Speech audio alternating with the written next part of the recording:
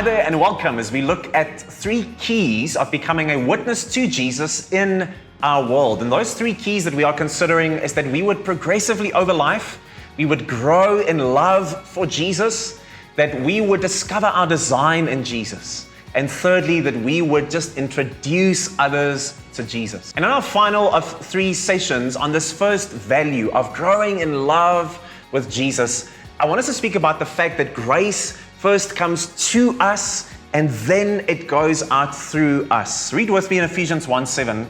It says, "In Him, in Jesus, we have redemption, salvation through His blood, the forgiveness of our trespasses, but it's according to the riches of His grace." You see, so often I think there's a message in the heart of many Christians that if I'm not sharing every day the gospel with people, the good news with people, that there is this guilt that hangs over me. God is so displeased and angry with me, and therefore, if we eventually push ourselves to do it, it's from this guilt place.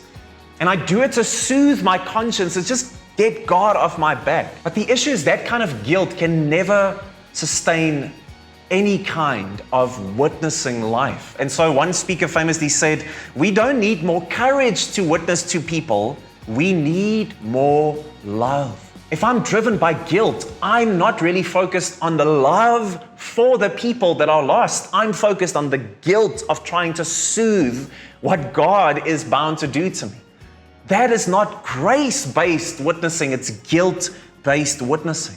And therefore, I'm always asking for courage. But courage is needed when I'm being threatened, right? It's life-threatening situations where you need courage. And the common denominator is that the focus is on me. But if I can come to the place where I say, man, I want more love for the people of my city, for my family, friends, and colleagues, the focus shifts from me to them.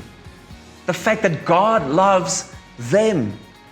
Ladies, think about this. Do you want a man who has memorized all the techniques from some book to know exactly how to make you feel loved, or someone who genuinely comes to love you season in and season out and will do whatever is needed, therefore, to love you as you should be loved? This is what we all want. So the New Testament does not have one strict method that everyone has to employ in order to share the gospel. No, it rather says we all have the same goal, that people would come to know Jesus because we love those that God loves. Our responsibility is to walk close with God. And so, therefore, we can be sensitive to what He's doing and the relationships we have around us. So how does this grace versus guilt-based witnessing work? It shows us and it assumes the fact that God is the one doing the work. It's not us. Secondly, it lets us work in our unique gifting and situation. People share Jesus in different ways and circumstances. And lastly, it recognizes that we are tasked to build the relationship. God will use those relationships to bring others to Him. We don't need more courage, we need more love. And growing in love with Jesus will allow me to nurture greater love for those who are lost.